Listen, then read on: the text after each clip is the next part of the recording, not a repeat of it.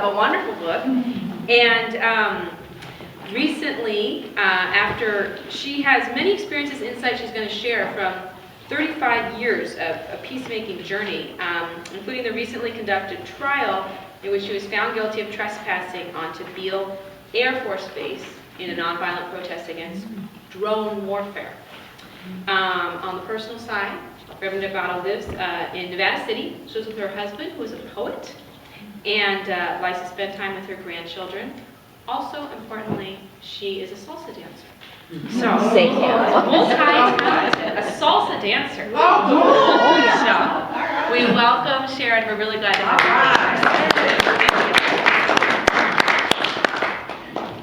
you. It's wonderful to be with you here tonight with delicious soup, wonderful meal, wonderful company.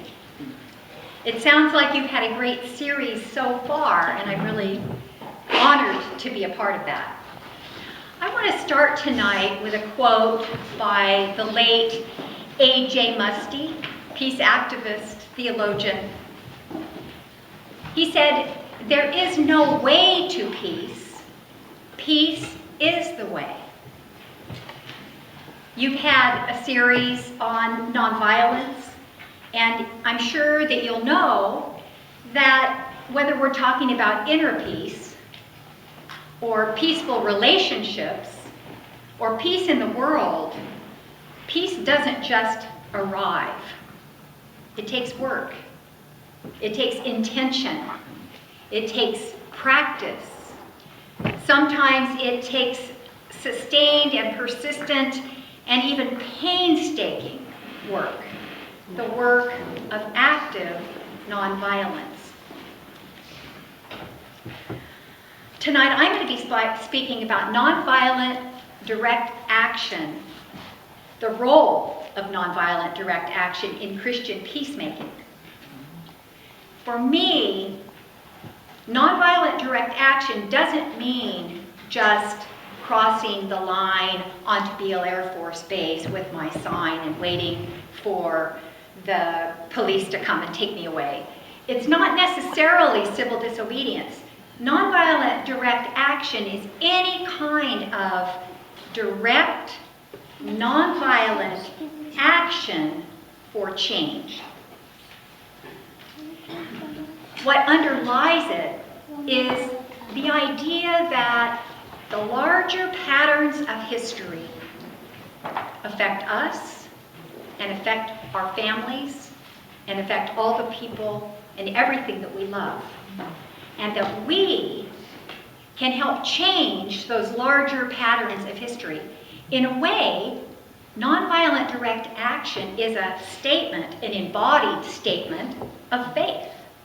Because we're saying the world can be changed, the world can be different, and my actions might just contribute to that changed world. Nonviolent direct action to me is the culmination of Christian peacemaking because it takes conscience, it takes courage, and it takes commitment. For me as a Christian, it takes a commitment to following Jesus into the heart of the struggle for a better world, what he called the kingdom of God. It takes conscience. There's a term in Latin American liberation theology, that's where it originated, called conscientization. How many people have heard of that term? Yeah. It isn't, the idea of conscientization is that of raising consciousness. It was actually Pablo Freire's term. Raising consciousness not just in a vacuum, but raising consciousness about the particular, specific, political things that are going on, social, economic, military, ideological, powers and principalities, the powers that be, becoming aware of how those things affect us and how we can affect those powers that be. It's like Karl Barth, who said, read the Bible with the Bible in one hand and the newspaper in another, so that you're aware of what's going on and what the Bible means in the context in which we live. It's a way, and feminist theologies, liberation theologies, black theologies, ecofeminist theologies, Native American theologies, they start from experience, from the personal experience, and move into doing the work of Bible study and of understanding where God is in the midst of all that's going on with our lives. You start in that area of what's actually going on and see, where is God working here? And by doing that, we learn that what's going on with us and our spirituality specifically isn't just happening in a vacuum. It's not just, Jesus died for my sins, I'm saved, out of the world, hooray. No, it's not just in a vacuum. It's actually in the midst of the actual political realities and the historical realities of our time, which, as we look around us, it's war and peace issues, it's climate change, it's economic inequity, so many things that all of us are looking at and struggling with. They are very real and concrete, and as we experience our faith, that's a part of it. It's about looking at the life, the teachings, the death of Jesus, and realizing that also didn't just happen in a vacuum. That was also taking place in the midst of a particular historical situation, a particular political, economic, social, ideological situation. The domination system is what Walter Wink calls it, the system of domination, the interlocking network of political, economic, religious, military powers, institutional powers that change over time, but there's still this domination system or dominance system that we are looking at. And conscientization involves reading the Bible from the perspective of these realities, not just in a vacuum, so that we recognize that it doesn't just address us on a personal level, but on all the different levels of our lives.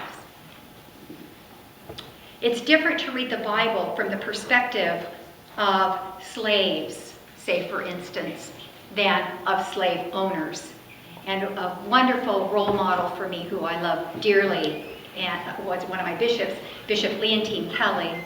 She talked about this, the fact that the oppressors brought the slaves over and then gave them Christianity, but that it took, because Christianity contains the seeds of liberation.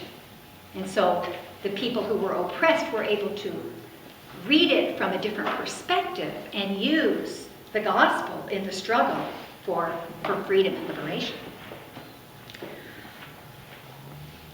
I started out with working for peace, and it was working for peace. Wasn't so much justice at the time, it was peace.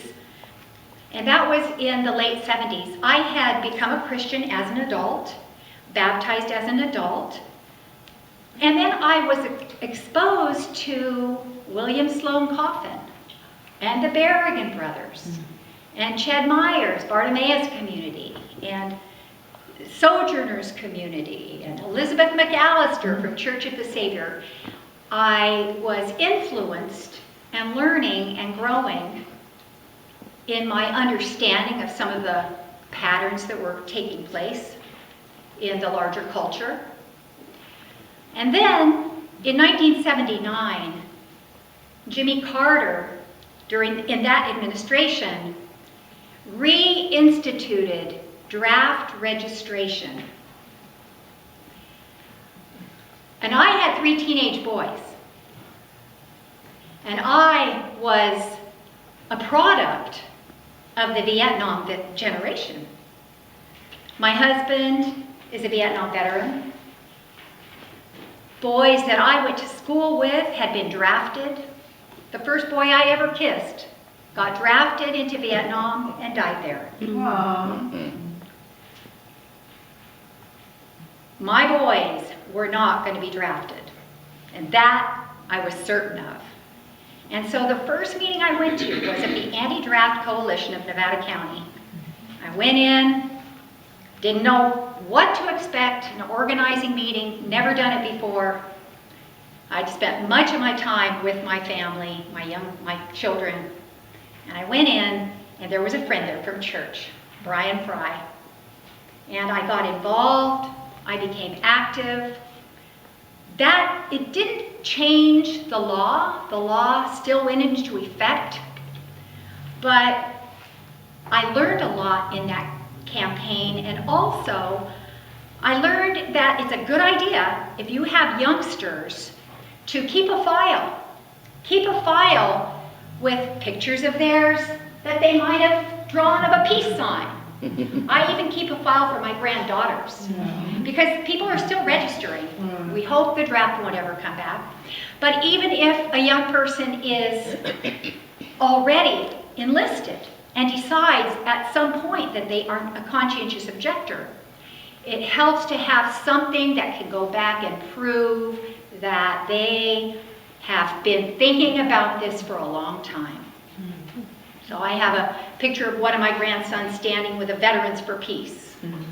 One of my grandsons says, well, we'll just tell them that you're our grandma. You can get a letter from your pastor, but it's a good idea to keep those files just in case. I've worked somewhat with the GI rights movement when I was at the Resource Center for Nonviolence in Santa Cruz on staff. So it moved, my concerns moved from my own kids to all the kids. And then my concern expanded to the world, to all the world, and the world's children and the world's people.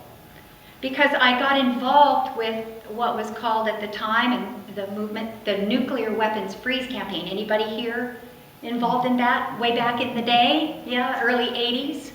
The movement to stop nuclear testing and the movement to stop the development of new and deployment of new nuclear weapons. That was a successful campaign.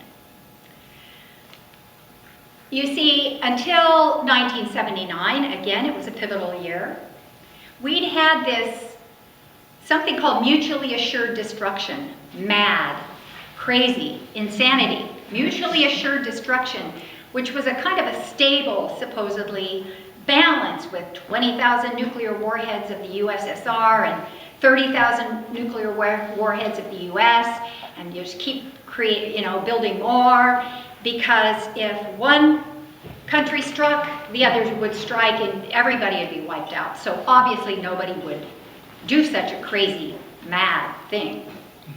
But then the policy shifted. Our actual nuclear weapons policy shifted. It became counterforce doctrine, which means, counterforce, if you look it up, it means first strike weapons. So nuclear war became thinkable because the idea was, in a pinch, if we really have to, we can take out theirs first while they're still in the silo. But the problem with that is they will have the same capability, so you got to get yours out of the ground first. So that's, if you've ever heard the nuclear weapons are on hair trigger alert, that's what it's about. Because we had the technology, and we used the technology to develop first strike weapons. I actually took a class on nuclear weapons and the history and all of that, because I got a degree in peace war studies at Sac State. It used to be a major in social science, now it's a minor, but I was blessed to be able to take that, and that was my undergraduate degree, along with other religious studies courses, which also had a huge impact on me. So I got involved with the Nuclear Weapons Freeze campaign, and in 1984 I was hired as an organizer for Freeze Voter 84. So it was a political action group, which was a great experience for me. During that time, it was always related to my faith, but during that time, I had an experience that really propelled me into faith-based peacemaking. And that was one day when my kids were all off doing their own thing, my husband was gone, and I was listening to an audio tape of Helen Caldicott talking about the psychological effects of nuclear war on the victims of Hiroshima, Hibakusha, the victims of Hiroshima, the psychological effects. And I was, sweeping and cleaning house and listening and taking it in. And I just started thinking, wow, how would that feel if it was my family? I mean, I just started identifying with the victims, and I really felt it so strongly. And plus, I'd been staying awake nights because of this, and I was not the only parent. I joined together with a lot of parents to work on this issue. But all of a sudden, as I was listening, I fell to my knees because I realized how God must feel about what we human beings do to each other, and what we intend, and what we prepare for each other. And I believe to this day that God weeps for the harm, for the cruelty, for the horrible things that we plan for each other in this world. That is not God's intention for this beautiful, awesome creation. So that propelled me into another dimension of my peacemaking, and I believe it gave me courage. And so I said one thing about nonviolent direct action is it requires conscience. And with that experience, it did strike my conscience. I was stricken with the idea that I'm a part of this humanity, and this is what we're doing. And I felt that I had some responsibility here, because I'd been around the people and the movement, peace movement, enough to know that my silence is complicity. So I knew that I needed to take action. When I say take action, I don't mean run around and do everything you can and get busier. Add it to your list and keep, piling it on. I've tried that, and it does not work for me. It doesn't work for me. Back at that time, in fact, there was a period when I did. I just, night and day, I was just go, go, go. And at one point I realized that I'd gotten on the train and I didn't even know why I'd gotten on the train. I was so exhausted and burnt out. So that is one of the benefits of Christian peacemaking, is that for me, it means that we know we need to be referencing God. We need to be referencing what it is, what's my call? I always come back to what is my call? What is it that God is calling me to at this time?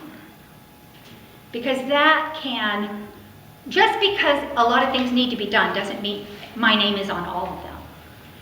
I have to remember that. It's really important for me, because I need to go deep. I need to stay with my prayer practice and all the things that keep me spiritually fit in order to be of service and to really even know what it is that God is calling me to. So when I say take action, I don't mean just run around and get busier. In fact, I just came across a poem. I want to read it to you, because every now and then I find a poem that's just perfect for where I am in my life. And this is what I like. It's called Clearing by Martha Postlethwaite. Do not try to save the whole world or do anything grandiose. Instead, create a clearing in the dense forest of your life. And wait there patiently until the song that is your life falls into your own cupped hands. Only then will you know how to give yourself to this world, so worthy of rescue. I love that. Amen. Not necessarily Christian. Martha, postal weight, clearing. So nonviolent direct action requires conscience, and it requires courage. So as I said, this experience gave me courage. And plus, fighting for your kids, yeah, that gives you courage as well. And it did. So I started marching and holding up signs and walking with candles in the Nevada City Hiroshima Day march, and all kinds of different things, finally organizing some rallies. And again, nonviolent direct action doesn't just mean civil disobedience, it means any kind of action for change that's nonviolent. For instance, Martin Luther, when he hammered the theses up on the door and said, "Here I stand, I can do no other." That is nonviolent direct action. When another of my previous bishops, Bishop Melvin Talbert, just married a gay couple, a bishop who used to be president of the Council of Bishops, I don't know what they're going to do with them in our denomination, against church law, that is an act of nonviolent direct action. And it takes courage. Whether we're standing together with 5 other people and 100 people supporting us and willing to risk arrest, or whether it's taking a strong action like that, which can be even need much more courage to stand up when there seems to be nobody there supporting you. That is all nonviolent direct action. When we, the first time that I was ever arrested was on a Good Friday. And I'll let you pass those out over here. One is a picture of me standing there at Beale, waiting for them to come because of the drones. The other is the first time I was arrested, and it was at the Nevada test site. I was probably 30 years old, maybe 35. The Nevada test site was where they tested nuclear weapons. And for people who walked across into the test site, they couldn't test while people were there, supposedly. So we went to the Good Friday service, and some of us held the barbed wire open, and some of us crossed through the barbed wire and walked out onto the test site. And when I did that, I felt such freedom. And I've heard other people say that when they have broken the law for the sake of justice, the song, "Have You Been to Jail for Justice?" When I crossed that line, I felt such freedom. I felt like I had stepped over a boundary that had separated me somehow from the completely giving myself to doing what I believed I needed to do. That when Paul says we must follow the law of God rather than the law of human beings, that's how I felt. I felt like I was truly stepping across a boundary that had held me back. And I didn't think I would ever fear doing that again, and I never have. Not that I won't fear something, yes. And when the policeman arrested me, I deeply felt the presence of Christ, because he had been arrested, and I thought of the other people who had gone before and had paved the way of nonviolent direct action, who I had followed. So it was a very powerful experience for me.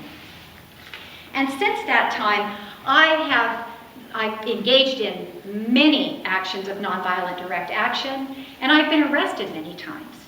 And my book, Shaking the Gates of Hell, Faith-Led Resistance, talks about some of those. And in fact, the introduction starts with the story of me in King County Jail in Seattle after having been involved in the World Trade Organization nonviolent demonstrations that shut down the first phase meetings of the WTO in Seattle in 1999. And that was a transformative event for me.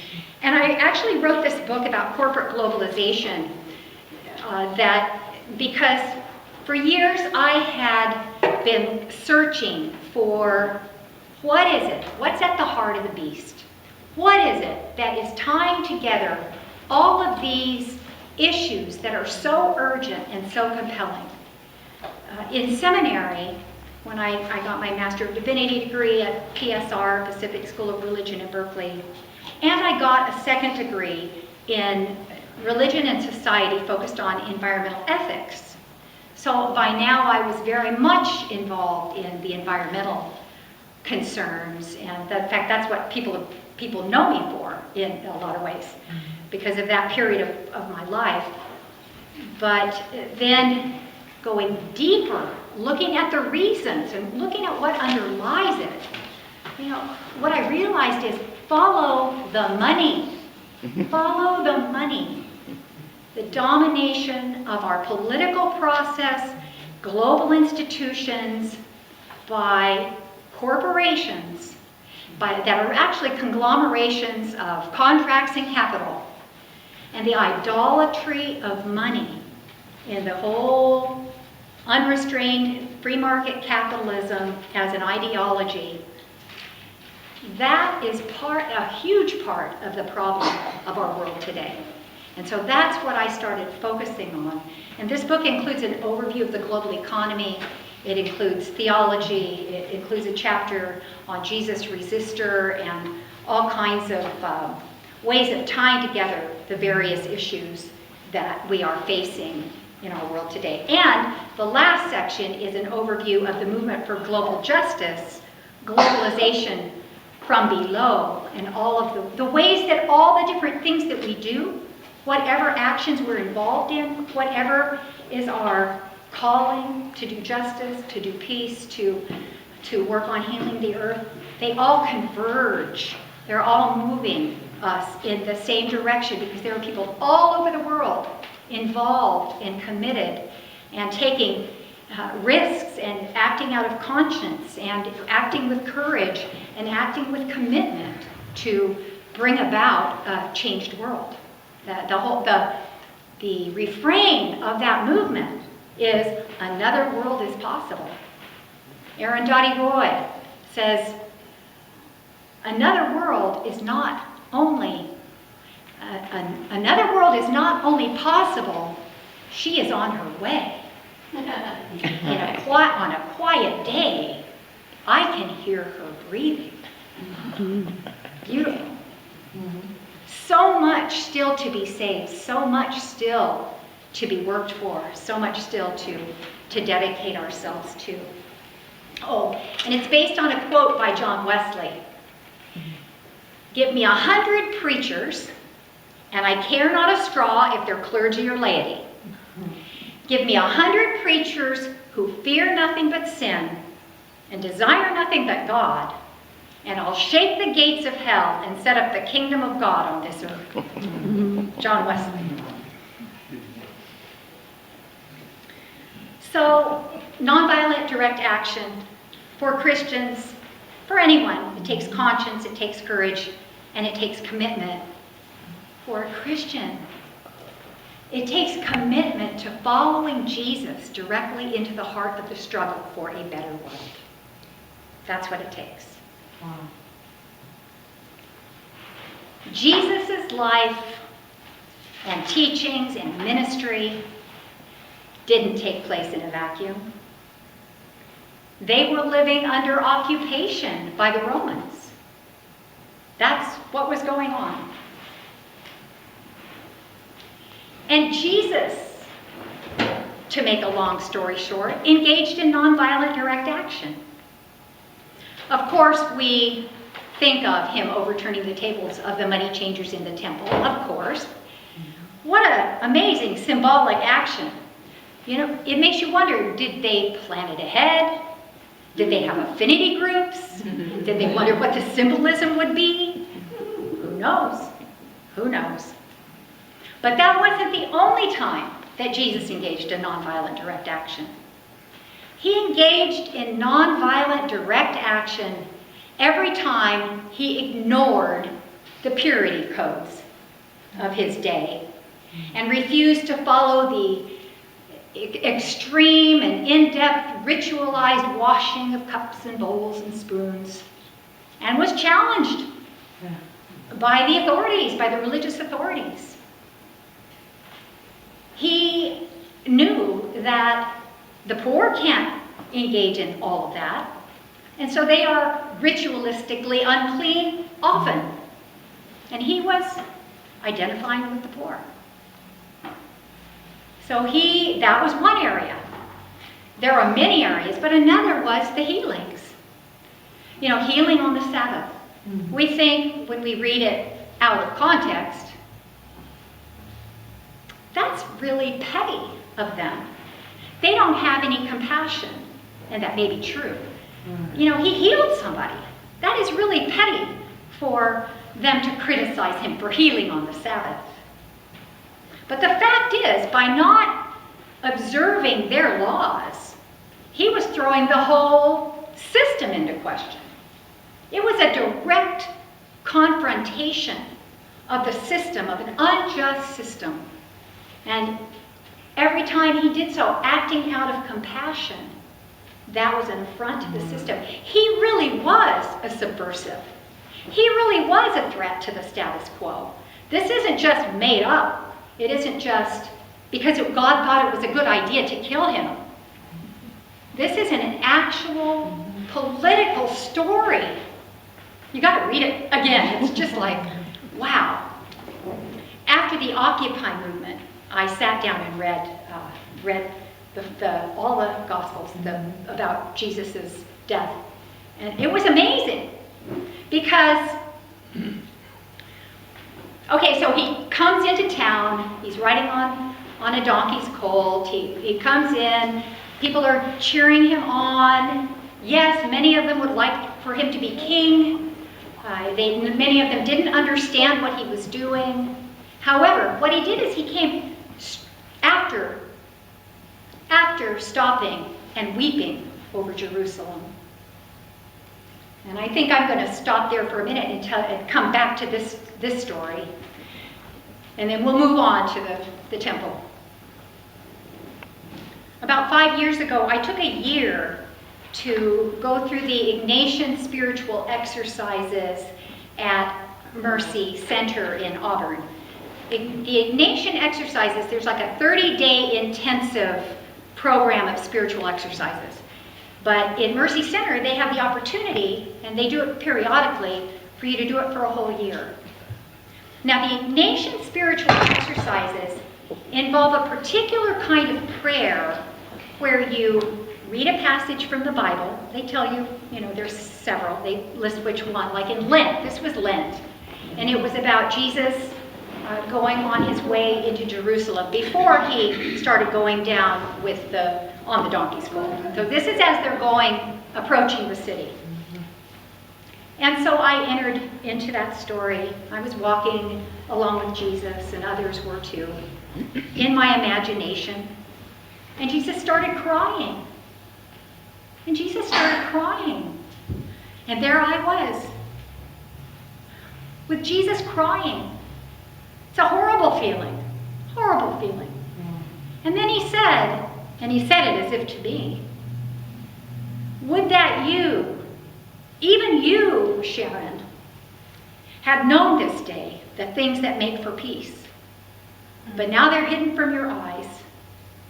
The days are coming in disaster because you did not know the time of your visitation from God. Wow. I've been working for peace for a long time. It was like, okay.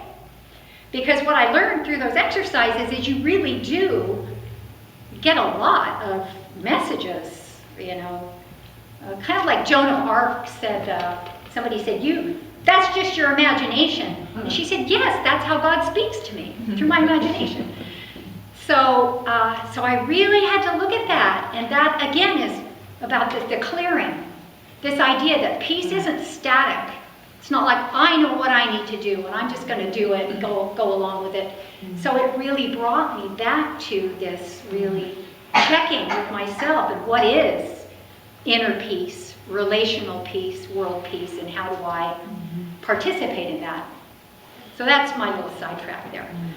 But so then Jesus goes down with his disciples and with others. And there's this big welcoming. And then they go into the temple. They overturn the tables of the money changers in the temple. And that's a very clear instance of nonviolent direct action for Jesus, and even breaking the law. And then what do? They occupy the temple. And this They actually occupy the temple. Every day, the people are in the temple, and the authorities want to arrest them, but they can't.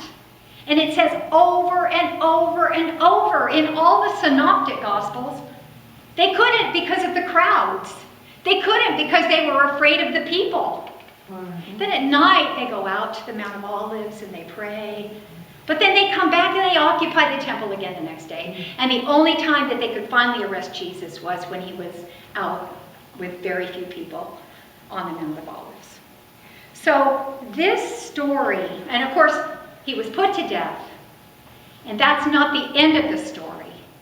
Because not only do we have all the different stories of the appearances of Jesus, but we have the witness of 2,000 years of people who have said, I have seen the Lord. And we have our own experience of the risen Christ in our midst to draw from as well. So that is looking at nonviolent direct action from the perspective of Jesus resistor, Jesus as a person who was challenging the powers and principalities of his day. Amen. I want to close by coming back to the drone trial.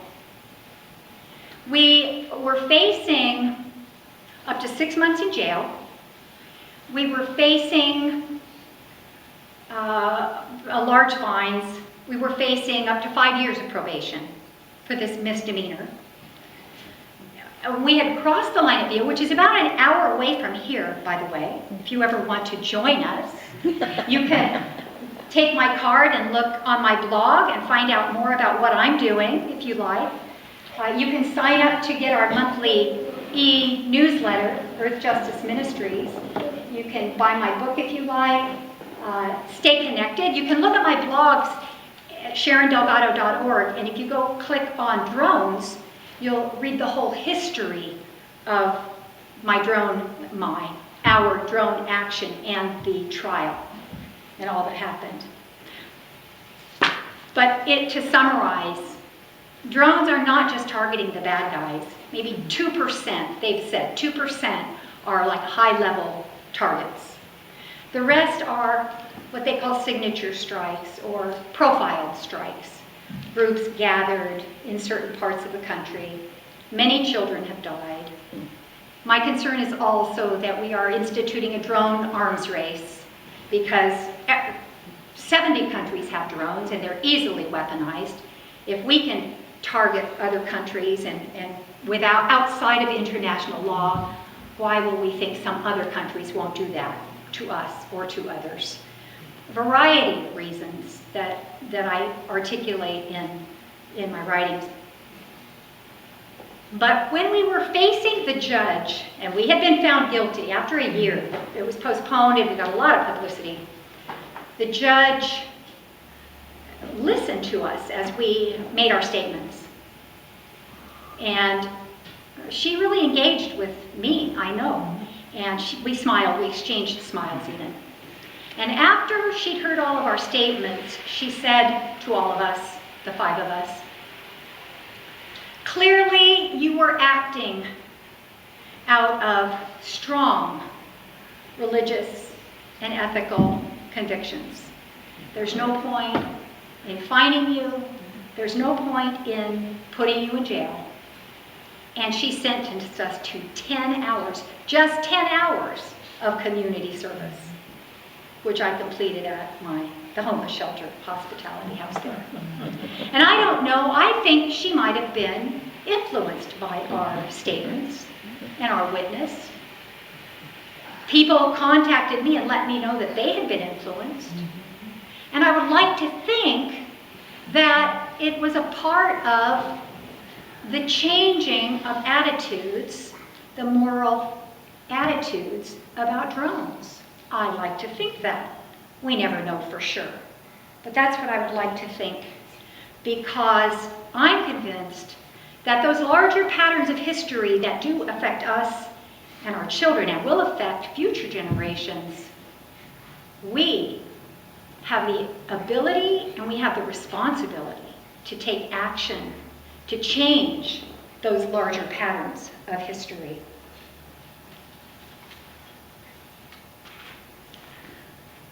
I believe that nonviolent direct action is the culmination of Christian peacemaking. It takes conscience, it takes courage, and it takes conviction and commitment to follow Jesus into the heart of the struggle for a better world, what he called the kingdom of God. And I want to close with a reading from my book. It's about 3 paragraphs. This is the conclusion. As I have shown throughout this book, many people are awakening to the global crisis and rising up to meet the challenge. Many are resisting the current global system and the violence, injustice, and ecological destruction that it causes. Many are adopting values, creating communities, and building alternative institutions that honor our interrelatedness with the human family and the rest of creation. No institution is invulnerable.